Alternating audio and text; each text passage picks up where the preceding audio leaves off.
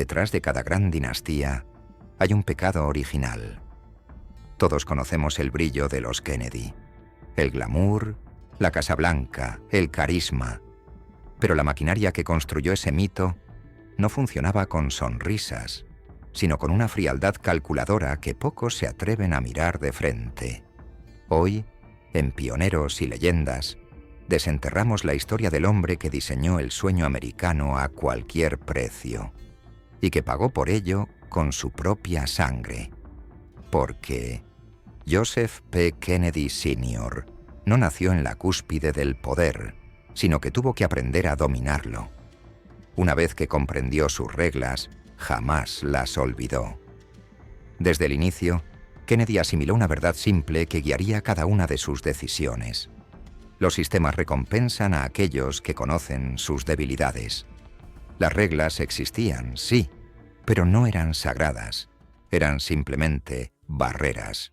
Y estas barreras debían ser sorteadas, nunca respetadas ciegamente. Nació en 1888 en Boston, en una extensa familia católica irlandesa, en una época donde los católicos irlandeses todavía eran marginados por la élite estadounidense, un hecho que resultaría crucial. Kennedy no creció creyendo en un sistema justo. Por el contrario, estaba convencido de que éste estaba amañado. Y cuando los sistemas son cerrados, el acceso tiene más valor que la honradez. Su padre, Patrick Kennedy, era dueño de un salón y un político local. De él, Joseph extrajo dos lecciones tempranas. La primera, que el dinero y la política siempre van de la mano. La segunda, que la buena fama no se consigue con la honestidad, sino con lo que se proyecta. No era necesario ser intachable. Lo que importaba era parecerlo. Joseph Kennedy fue un estudiante destacado, pero aún más importante, fue un observador astuto.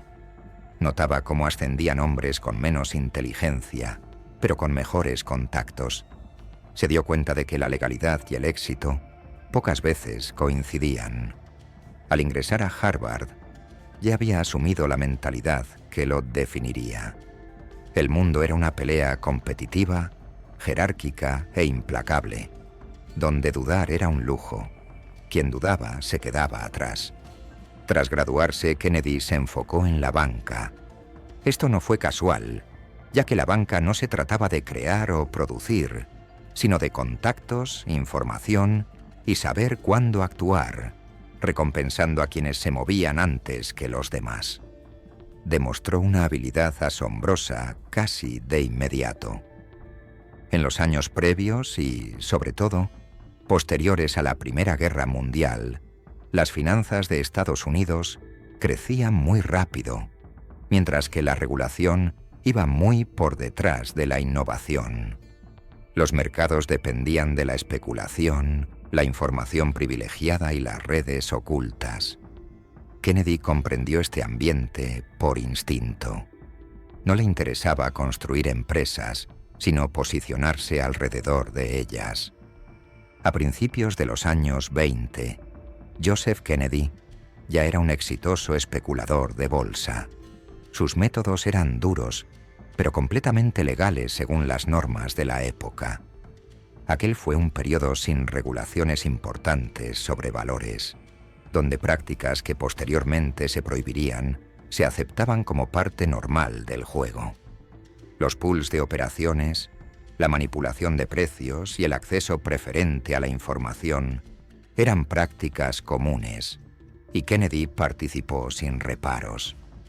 La clave no radica en si infringió la ley, sino en la lección vital que extrajo. El mercado no se regía por la moral, sino por la influencia y la presión.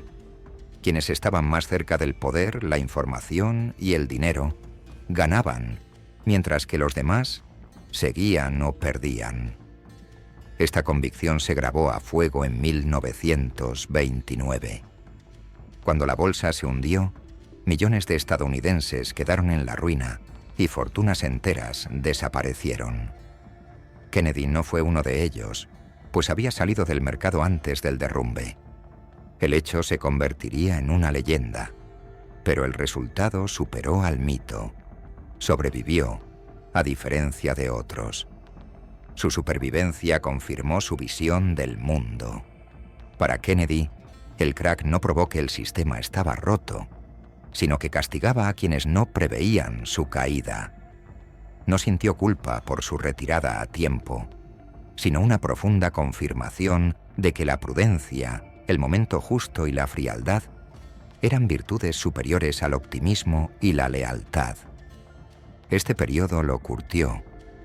A partir de entonces, Kennedy vio el riesgo de forma distinta a la mayoría. El riesgo era aceptable si la ganancia lo justificaba, y el daño a otros no le importaba si su movimiento era lógico. Consideraba que los mercados, al igual que la política, eran campos de batalla, y quien entraba asumía las consecuencias. Fue en esta misma época que Joseph Kennedy se casó con Rose Fitzgerald, hija del alcalde de Boston, John F. Fitzgerald. El matrimonio fue tan estratégico como personal. Rose aportaba un linaje político importante y Kennedy, dinero, ambición y rigor. Juntos formaban una pareja en ascenso. Pero incluso en el inicio del matrimonio, la conducta personal de Kennedy reflejaba el principio aplicado a los negocios. Las reglas eran flexibles si era improbable que se cumplieran. La imagen pública importaba más que la vida privada, y la fidelidad no era un valor que considerara obligatorio. Esto no es un simple detalle sobre su carácter, sino algo fundamental. La forma en que Kennedy veía las relaciones personales era un espejo de su visión institucional, donde los compromisos existían para manejarse, no para cumplirse a cualquier precio. Con el aumento de su riqueza, Kennedy empezó a incursionar en nuevos campos. Uno de ellos fue Hollywood. En la década de 1920, la industria del cine en Estados Unidos era un caos, mal regulada y muy vulnerable a la unión de empresas. Los estudios tenían un endeudamiento, sobreapalancamiento excesivo. La gestión era a menudo mala y la propiedad inestable, ante lo cual Kennedy vio una oportunidad. También amplió su círculo social. Kennedy se movía con facilidad entre financieros, productores, políticos y socialités. Cultivó el acceso de forma metódica, entendiendo que la influencia se acumulaba. Cada relación era un activo, cada presentación, un posible punto de presión. A finales de los años 20, Joseph Kennedy era rico, tenía contactos y estaba cada vez más protegido de las consecuencias. Había aprendido a operar al límite de la legalidad sin cruzarla abiertamente. Esta diferencia era vital para él. Es en este ambiente donde, más tarde, surgirían los rumores sobre su participación en el contrabando de alcohol. Aquí, la claridad es necesaria. No hay prueba irrefutable de que Joseph Kennedy manejara personalmente operaciones ilegales de licor durante la Prohibición. Ningún expediente judicial, documento financiero o prueba legal de la época lo cataloga como contrabandista. Eso es el registro de hechos. Lo que sí es un hecho es esto. Kennedy operaba en industrias y círculos sociales donde el comercio ilegal de licor era común. Se benefició del fin de la prohibición con una rapidez y preparación inusuales. Tuvo acceso a grandes existencias de licor inmediatamente después de la derogación. Poseía el capital y la infraestructura para distribuirlos. Si su licor fue comprado legalmente o no sigue siendo tema de discusión. Lo importante no es la prueba de un delito, sino la cercanía a la oportunidad. Kennedy se colocó lo suficientemente cerca para obtener ganancias sin exponerse al escrutinio. Este patrón se repite a lo largo de su carrera. No necesitaba cometer crímenes en persona. Necesitaba saber quién los cometía, cómo operaban y cuándo actuar. La distancia era su escudo, y la negación creíble su defensa favorita. A principios de los años 30, la fortuna de Kennedy se había convertido en influencia política. Ya no era un simple empresario, sino un operador con alcance nacional. Financiaba campañas, aconsejaba a candidatos y se metía en las discusiones políticas. Franklin D. Roosevelt reconoció este valor.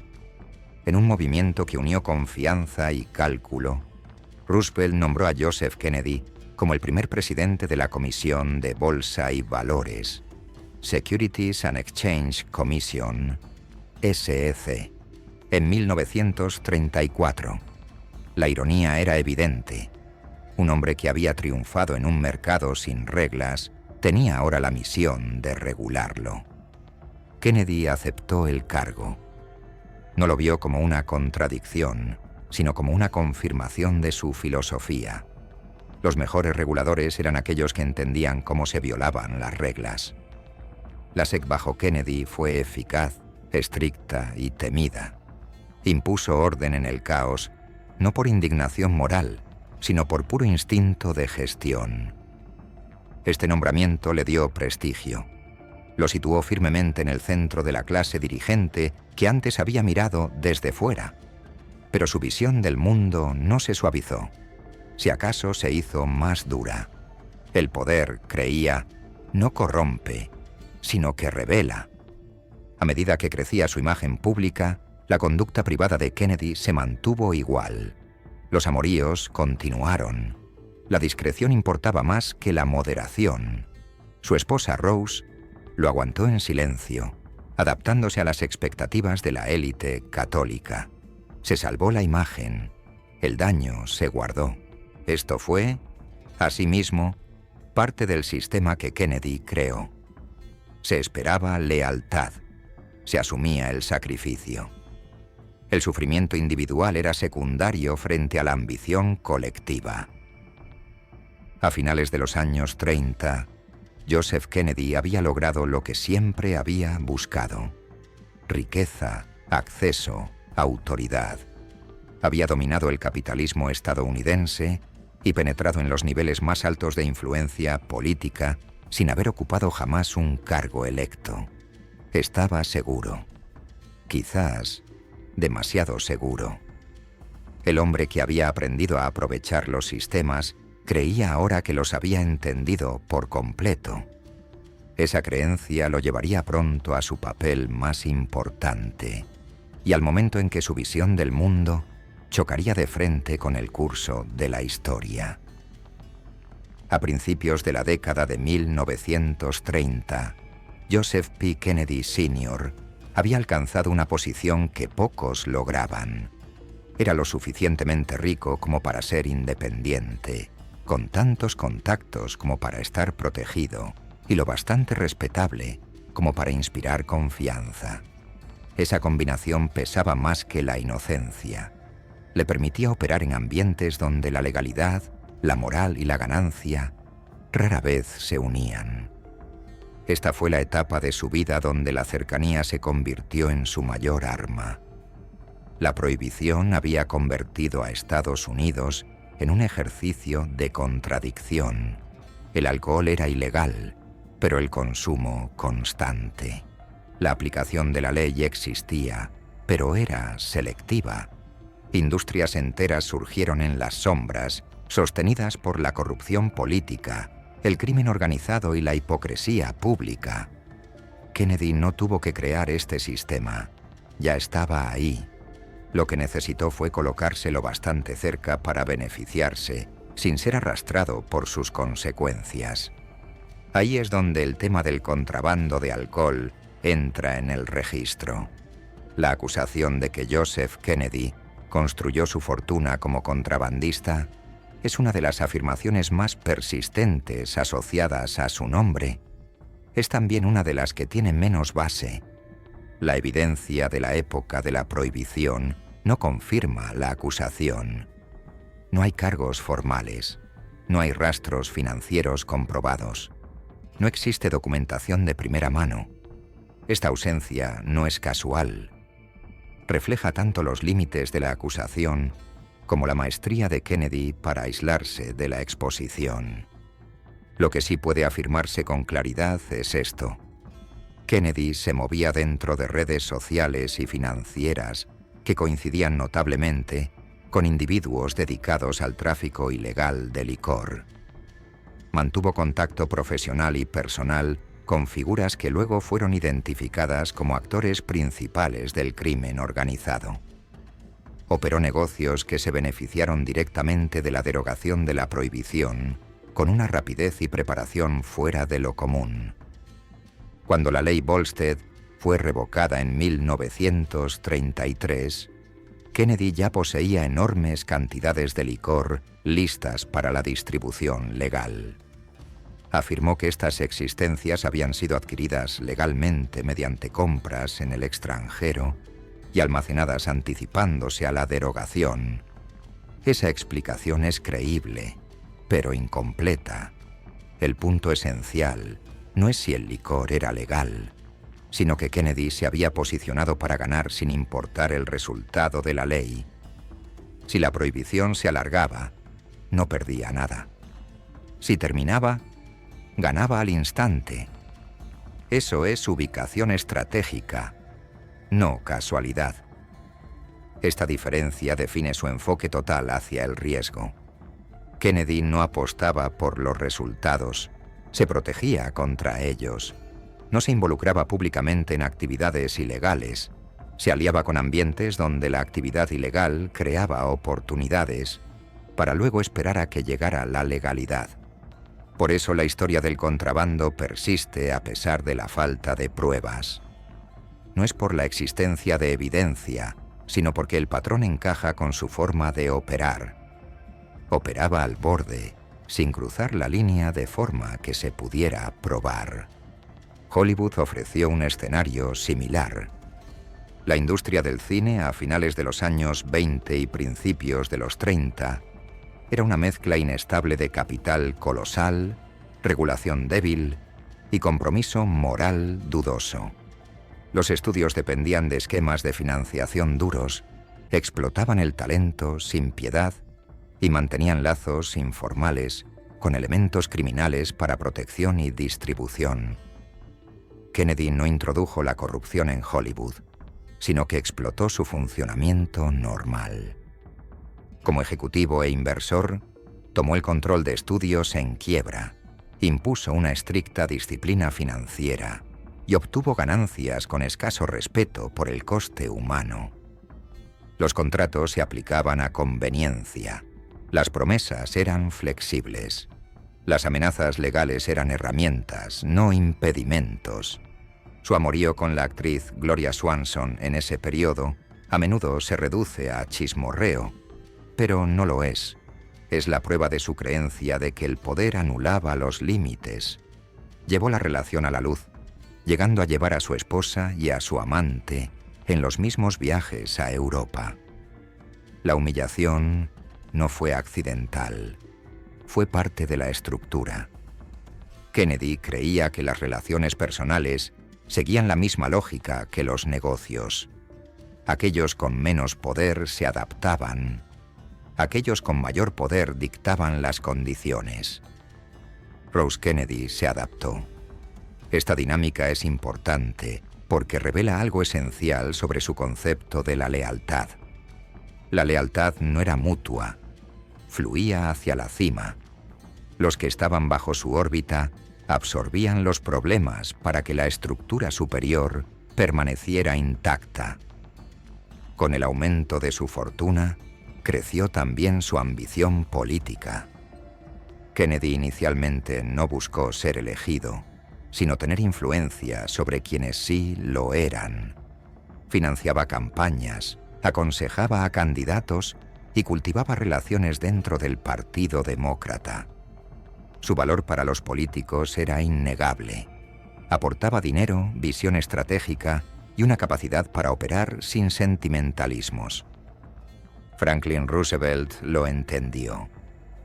Cuando Roosevelt nombró a Kennedy como presidente de la Comisión de Bolsa y Valores, no fue un acto de ironía reformista.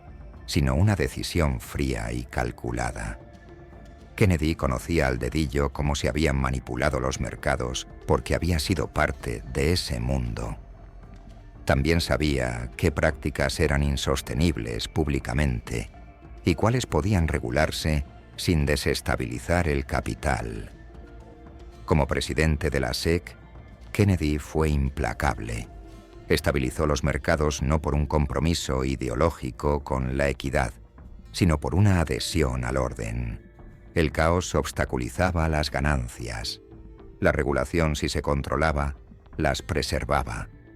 Este periodo pulió su reputación. Dejó de ser solo rico. Era de fiar. Había cruzado por completo la frontera hacia la clase dirigente. Esa credibilidad le permitió perseguir algo aún más audaz: la diplomacia. En 1938, Roosevelt nombró a Joseph Kennedy embajador de Estados Unidos en el Reino Unido. En teoría era un puesto de máximo prestigio. En la práctica, era una prueba de fuego. Europa se deslizaba hacia la guerra. Las democracias estaban acorraladas. Los regímenes autoritarios en auge. Kennedy llegó a Londres con una visión del mundo ya totalmente consolidada. Creía que la democracia era frágil. Creía que las masas eran irracionales. Creía que el liderazgo firme importaba más que la pureza ideológica. Y fundamentalmente, creía que la guerra era catastrófica para el capital y, por lo tanto, debía evitarse a toda costa. Estas convicciones moldearon su conducta de inmediato. Como embajador, Kennedy era abiertamente pesimista sobre la capacidad de Gran Bretaña para resistir a la Alemania nazi. Veía el apaciguamiento no como cobardía, sino como pragmatismo. Consideraba que la estabilidad autoritaria era preferible al colapso democrático. Sus puntos de vista antisemitas, expresados en privado y a veces en público, no eran incidentales, sino parte esencial de su visión del mundo. Creía que la influencia judía en los medios y la política era un factor desestabilizador. Culpaba a las comunidades judías de Europa de provocar hostilidad a través de la visibilidad y el éxito. No eran comentarios casuales, sino posturas documentadas. Los defensores de Kennedy argumentarían más tarde que simplemente reflejaba los prejuicios comunes de su tiempo. Ese argumento no llega al centro del problema. Kennedy no era un simple observador pasivo. Era un diplomático estadounidense de alto rango. Sus puntos de vista tenían peso porque influían en las recomendaciones políticas. Se opuso a la intervención estadounidense en Europa. Desaconsejó la resistencia británica.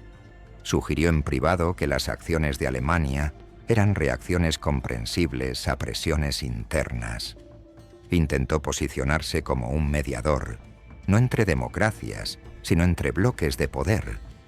Esto no era neutralidad, era una alineación con la lógica autoritaria. La administración Roosevelt se mostró cada vez más alarmada. Las declaraciones de Kennedy debilitaban la política exterior estadounidense. Su derrotismo animaba a los aislacionistas en casa y sembraba confusión entre los aliados. Peor aún, su credibilidad daba peso a ideas a las que Roosevelt se oponía activamente. Para 1940, Kennedy se había convertido en un estorbo. Roosevelt forzó su dimisión. Este episodio se presenta a menudo como la caída en desgracia de Kennedy.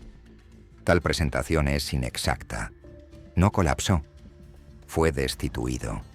Y la destitución no eliminó su influencia, solo la reorientó. Kennedy regresó a Estados Unidos convencido de dos cosas. Primero, que había acertado sobre Europa. Segundo, que ya no podía confiar en las instituciones para protegerlo. A partir de ese momento, su ambición se dirigió totalmente hacia sus hijos. La etapa pública de la carrera de Joseph Kennedy había terminado. La etapa privada estaba por comenzar. Pero antes de esa transición, un patrón final merece ser aclarado. A lo largo de su ascenso, Kennedy estuvo repetidamente cerca de conductas inmorales sin estar jamás implicado de forma directa. Se benefició de ambientes moldeados por la corrupción, la explotación y la desigualdad sin dejar huellas. Esto no fue suerte, sino método. Creía que la moral era flexible, la aplicación de la ley selectiva y los resultados justificaban los medios. No necesitaba quebrantar leyes para lucrarse del desorden. Solo necesitaba saber quién lo hacía y cómo mantenerse un paso por delante. Este sistema de creencias definiría sus acciones como padre con mayor intensidad que como hombre de negocios. Cuando Joseph P. Kennedy Sr. llegó a Londres en 1938, como embajador de Estados Unidos en el Reino Unido, su visión del mundo estaba totalmente formada y era en gran medida incuestionable. Creía que los mercados eran amorales, la política transaccional y la estabilidad primaba sobre los ideales. No lo veía como cinismo, sino como puro realismo. Europa avanzaba hacia la guerra, y Kennedy consideraba la guerra como el fracaso supremo del liderazgo. No un fracaso moral, sino uno de gestión. En su mente el conflicto era la prueba de que las élites habían perdido el control de la población y permitido que la ideología anulara el cálculo. Esta convicción modeló cada acción que emprendió como embajador. Desde el inicio, Kennedy percibió a Gran Bretaña no como una democracia fuerte, sino como un imperio en declive que se aferraba a un propósito obsoleto. Dudaba de su capacidad para resistir un conflicto largo contra la Alemania nazi. Creía que la moral británica era frágil, su liderazgo vacilante y su población no estaba preparada para el sacrificio. Expresó estos puntos de vista sin rodeos, a menudo con imprudencia. Kennedy no era un hombre cuidadoso con el lenguaje. Estaba acostumbrado a hablar desde posiciones de influencia sin sufrir consecuencias. Como embajador, esta costumbre se volvió peligrosa. Sus declaraciones eran reportadas, difundidas e interpretadas como señales de la intención estadounidense. Proyectaban debilidad. Más problemático que su pesimismo fue su alineación ideológica. Kennedy no veía a la Alemania nazi principalmente como una amenaza moral. La veía como una respuesta lógica a la inestabilidad interna. Creía que el autoritarismo era una solución eficaz al desorden social. Pensaba que la democracia de masas era vulnerable a la manipulación y que el fascismo ocupaba el vacío dejado por la indecisión democrática. Esta no era una postura abstracta. Informaba sus recomendaciones políticas. Kennedy se opuso a la intromisión estadounidense en los asuntos europeos. Defendió el apaciguamiento.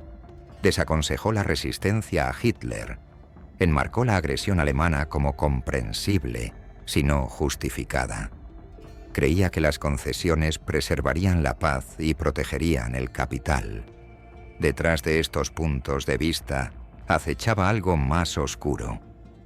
Kennedy albergaba profundas creencias antisemitas. No eran prejuicios privados limitados a comentarios rápidos. Eran posturas articuladas expresadas en correspondencia y conversación. Creía que la influencia judía en los medios y la política desestabilizaba las sociedades. Culpaba a las comunidades judías de provocar hostilidad a través de su visibilidad y éxito. Hablaba de los judíos como un problema a manejar, no como ciudadanos a proteger. Esto es relevante porque Kennedy no era un columnista, era un representante de alto nivel del gobierno de Estados Unidos. Su antisemitismo encajaba a la perfección con sus simpatías autoritarias. Veía el fascismo como una fuerza correctiva. Creía que un liderazgo fuerte requería limitar el pluralismo. Creía que la influencia minoritaria interrumpía la cohesión social. Estas creencias lo hacían fundamentalmente inepto para representar a una democracia bajo asedio. La administración Roosevelt lo comprendió con rapidez. Franklin Roosevelt no era ingenuo. Nombró a Kennedy por su capacidad administrativa y valor político, no por su claridad moral. Pero a medida que las declaraciones de Kennedy se acumulaban, se hizo evidente que estaba debilitando la política estadounidense desde dentro. Cuestionó públicamente la capacidad de Gran Bretaña para sobrevivir. Sugirió en privado que la democracia misma era una reliquia. Implicó que la intervención estadounidense sería inútil. Expresó admiración por aspectos de la eficiencia nazi, mientras desestimaba las consecuencias morales de sus acciones. Lo peor de todo, creía estar en lo correcto. Kennedy no se veía como un embajador rebelde, sino como el único adulto en la sala. Creía que Roosevelt se dejaba llevar por el sentimentalismo y los grupos de presión. Creía que la opinión pública terminaría por alinearse con sus tesis. Creía que la historia lo reivindicaría. Esta confianza lo aisló. Los funcionarios británicos se volvieron cautelosos.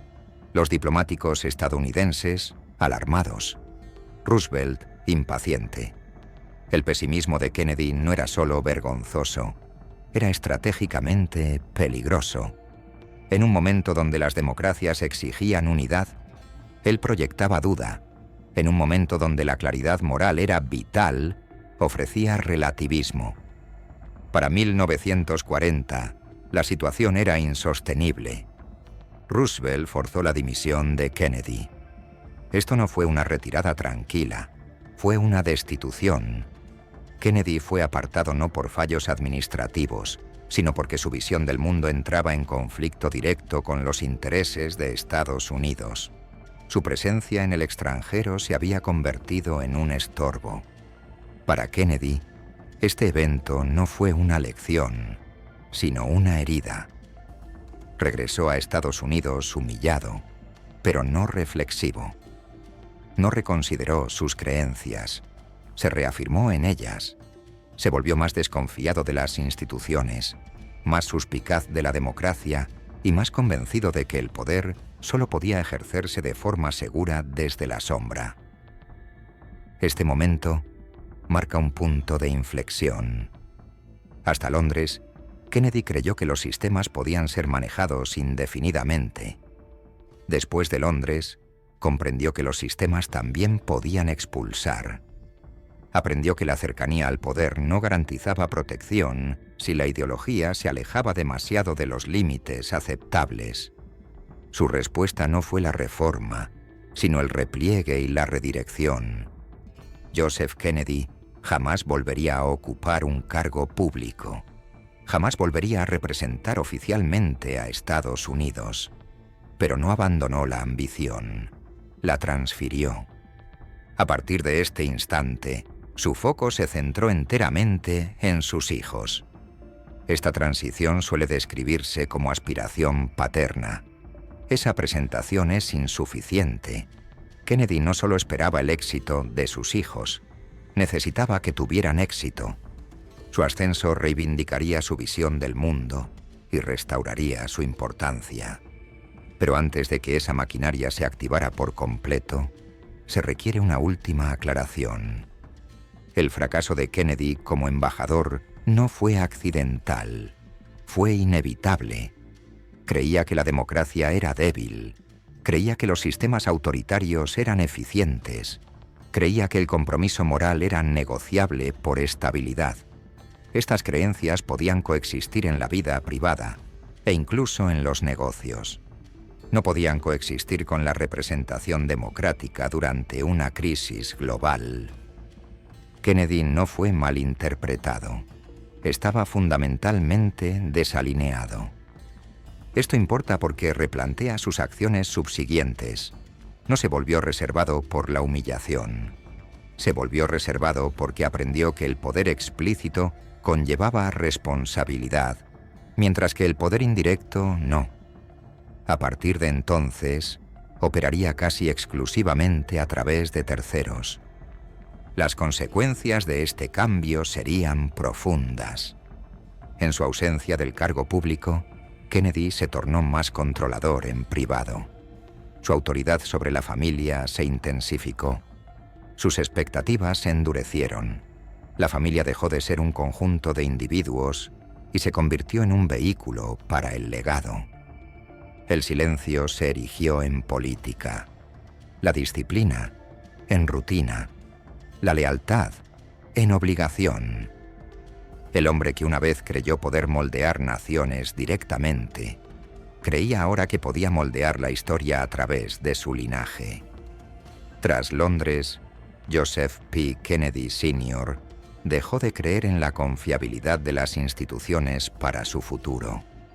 Había probado el poder público y había sido rechazado.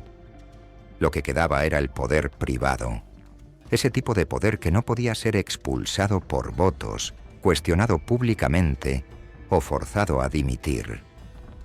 Ese poder residía en su hogar.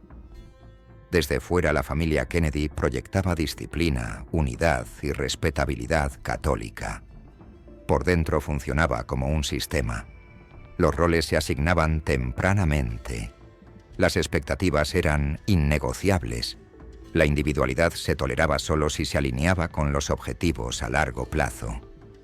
Joseph Kennedy no crió hijos, gestionó activos.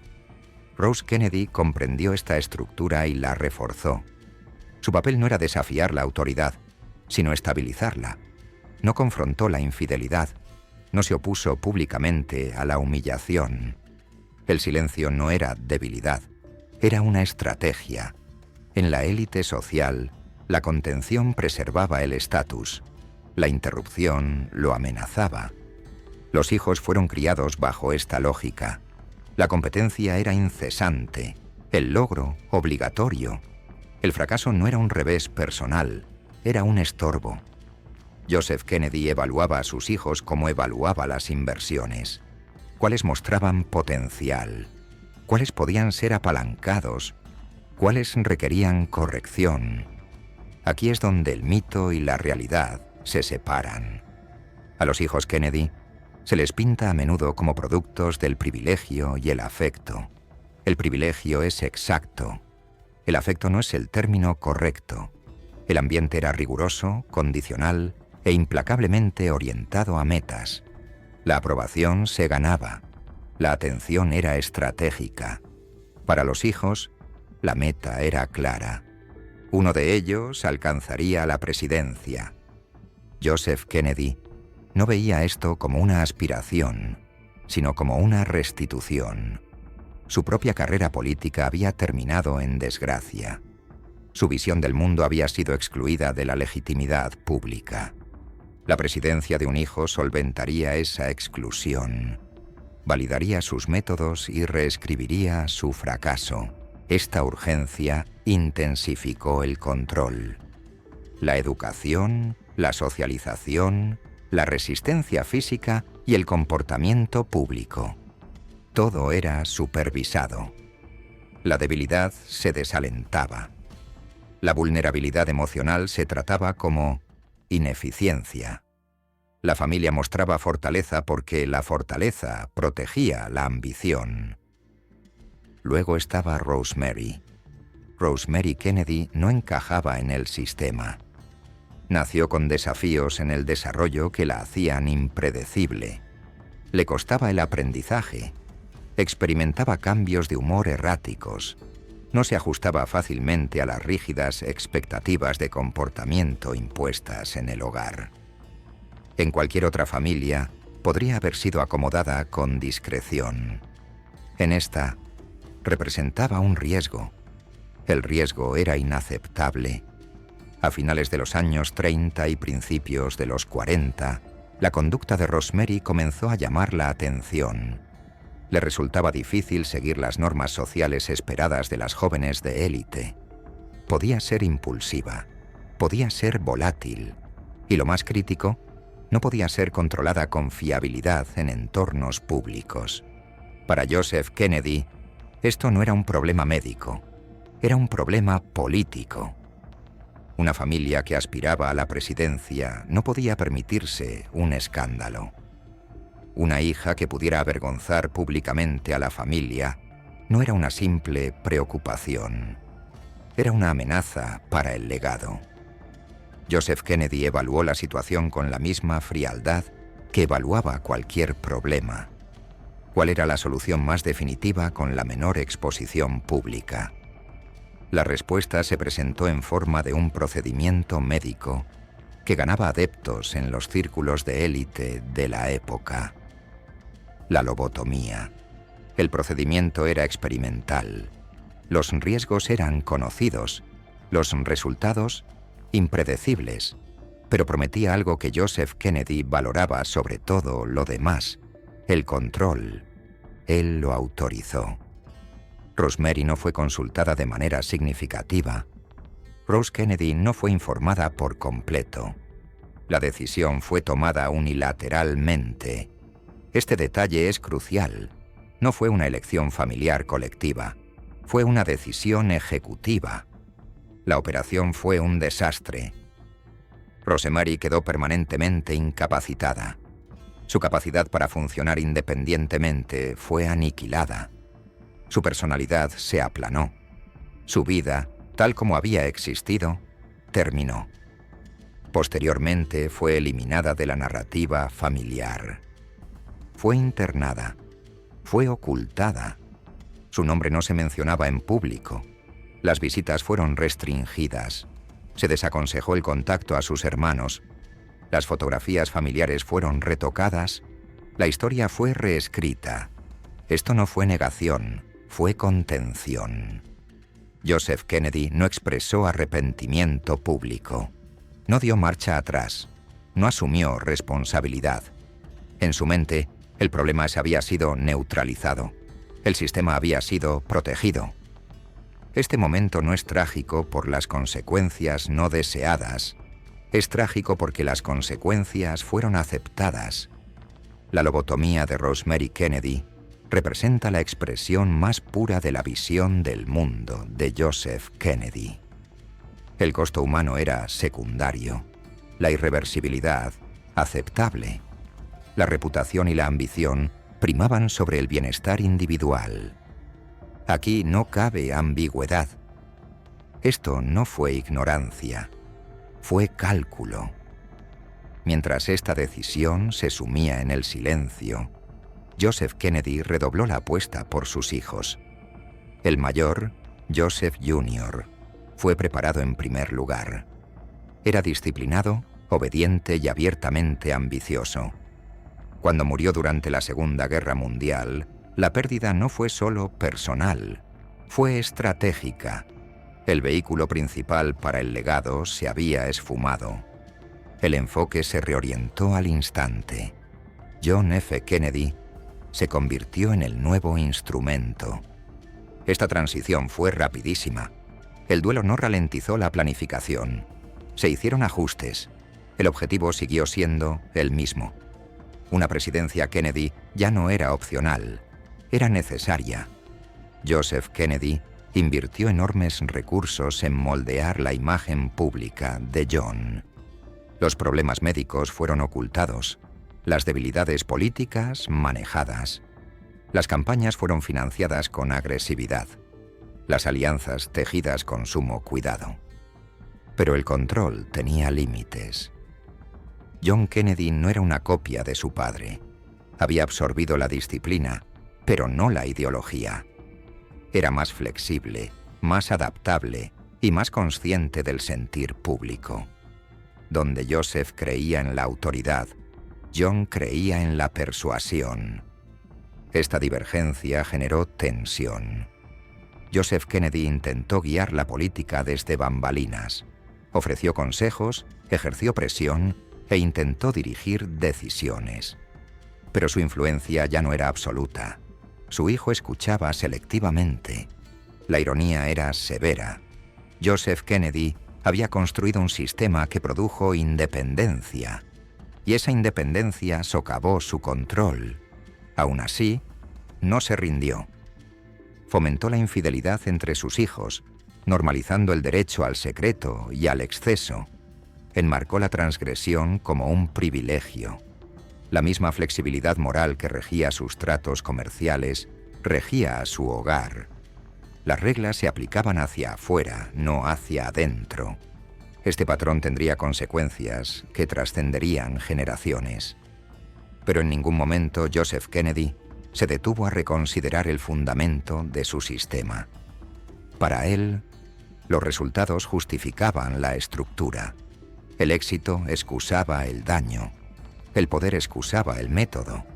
El público jamás vería a Rosemary. Jamás verían el costo directamente. Verían discursos, elecciones y ceremonias. Verían el triunfo. Ese era el diseño. Joseph Kennedy no amaba de la manera en que las familias comunes entienden el afecto. Él invertía, protegía activos, eliminaba pasivos, aceptaba bajas. Esto no es una metáfora, es comportamiento.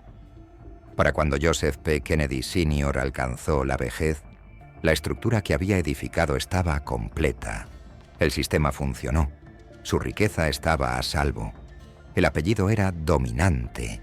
Su influencia, aunque indirecta, era innegable. En la superficie, la historia parecía haberse plegado a su favor. Pero los sistemas revelan su verdad al final, no en la cúspide. Joseph Kennedy jamás regresó a un cargo público después de Londres. No intentó rehabilitarse, no buscó el perdón. Aceptó la exclusión como aceptaba cualquier condición de mercado desfavorable, como una restricción a gestionar, no como un veredicto a interiorizar. Continuó operando discretamente.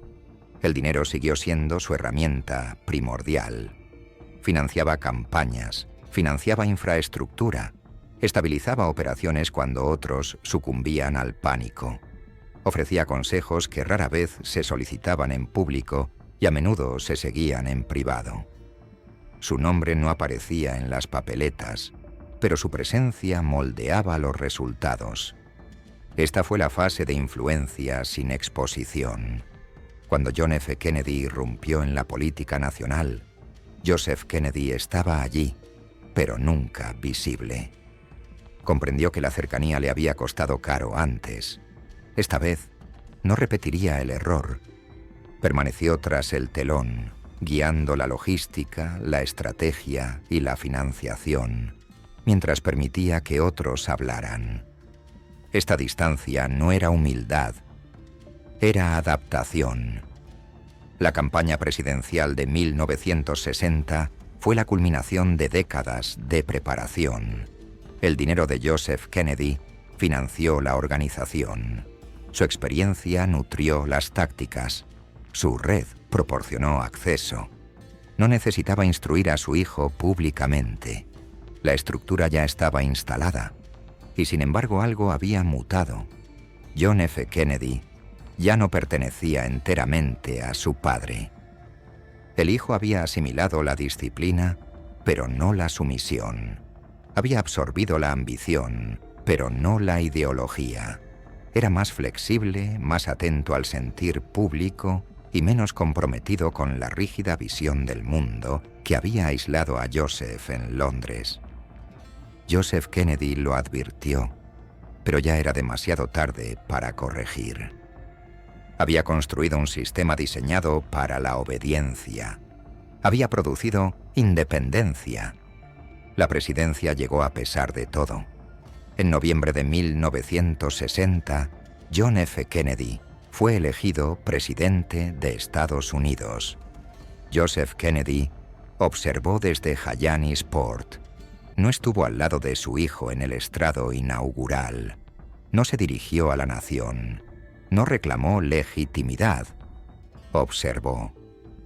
Este momento se enmarca a menudo como un triunfo. En términos estructurales, fue una reivindicación. El apellido Kennedy había alcanzado la cima del poder estadounidense. Joseph Kennedy había triunfado donde él había fracasado. Pero la reivindicación no es resolución. Joseph Kennedy no recuperó influencia sobre la política. No moldeó las decisiones de la crisis de los misiles. No guió la legislación de derechos civiles. Su consejo era filtrado, a veces ignorado, a menudo obsoleto. El mundo político había avanzado. Él no. Su visión del mundo, forjada en mercados y apaciguamiento, ya no encajaba en el momento histórico. Luego sobrevino el derrame cerebral. En 1961, Joseph Kennedy sufrió un ictus masivo que lo dejó en gran medida incapacitado. El habla estaba limitada, el movimiento restringido. Su capacidad para operar, incluso indirectamente, se colapsó. El hombre que lo había manejado todo perdió el control sobre sí mismo. Este detalle no es poético, es fáctico, es crucial. Joseph Kennedy había creído que el control era la salvaguarda definitiva. Había diseñado su vida para erradicar la imprevisibilidad. Al final, la imprevisibilidad llegó sin avisar, y no había nada con qué negociar. A partir de este momento, fue un espectador. Observó la crisis de los misiles en Cuba desde el silencio. Observó la lucha por los derechos civiles desde la irrelevancia. Observó a su hijo gobernar de formas que no siempre comprendía o aprobaba. Observó cómo la historia se desarrollaba sin su aporte. Y luego observó cómo se hacía añicos. El asesinato de John F. Kennedy en noviembre de 1963 puso fin no solo a una presidencia, sino al proyecto que Joseph Kennedy había dedicado su vida a construir. La pérdida fue total. El legado que había ideado fue destruido en segundos. No pudo responder públicamente. No pudo moldear la narrativa. No pudo intervenir. Su sistema carecía de plan de emergencia para el azar a esa escala. Lo que siguió no fue redención. Fue resistencia. Joseph Kennedy siguió con vida, disminuido físicamente, obsoleto políticamente, rodeado de símbolos de un poder que ya no ejercía. Su riqueza perduró, su nombre perduró, su importancia no. La historia más tarde suavizaría su imagen selectivamente. Sería recordado como un patriarca, un financiero, un forjador de dinastías. Los elementos más oscuros serían separados, debatidos, contextualizados, a veces excusados. Pero el registro es claro. Joseph Kennedy creía que el poder justificaba el método. Creía que los resultados excusaban el costo. Creía que el control era superior a la conciencia. Estas creencias generaron resultados, pero también infligieron daños que no pudieron ser reparados. No cayó públicamente, no fue juzgado, no confesó errores, envejeció fuera de la relevancia. Esa es la distinción. Los jefes criminales caen porque infringen la ley. Joseph Kennedy operó dentro de los puntos ciegos de la ley. Sus acciones fueron protegidas por la clase, la riqueza y el acceso. La rendición de cuentas nunca llegó en una forma que él pudiera reconocer. Las consecuencias llegaron de todos modos, solo que no en un calendario que él pudiera manejar. Rosemary permaneció internada. El silencio se mantuvo. La familia nunca asumió plenamente la decisión que destruyó su vida. Fue absorbida por la mitología, enmarcada como tragedia sin autoría. Esto también fue parte del sistema. Joseph Kennedy falleció en 1969. Para entonces, el mundo que había manejado ya no existía. Los mercados estaban regulados, los medios eran incisivos, el poder se había vuelto más visible, menos indulgente. Las estrategias que alguna vez lo protegieron no habrían sobrevivido intactas. Esta es la evaluación final. Antes de dictar la sentencia final sobre el patriarca de los Kennedy, Si valoras este tipo de análisis profundo que va más allá de la leyenda oficial, te invitamos a suscribirte a Pioneros y Leyendas y activar la campana. Historias como esta requieren tiempo y recursos para ser desenterradas. Si quieres apoyar directamente nuestro trabajo y ayudarnos a mantener la independencia editorial, considera unirte como miembro del canal o enviarnos un superchat. Tu apoyo es la única maquinaria que nos mantiene operando. Y ahora, el veredicto. Joseph P. Kennedy Sr. no fue un monstruo, no fue un héroe. Fue un hombre que trató la vida humana, incluida la de su propia familia, como variables en una ecuación a largo plazo. Logró una influencia extraordinaria. También infligió un daño irreversible. El sistema que construyó funcionó, y también consumió lo que tocó. La historia no lo juzga severamente porque rara vez juzga a los arquitectos. Juzga a los resultados. Y los resultados de los métodos de Joseph Kennedy siguen siendo palpables tanto en el éxito como en el silencio. No colapsó, no se arrepintió, no triunfó, persistió hasta que la persistencia ya no fue posible.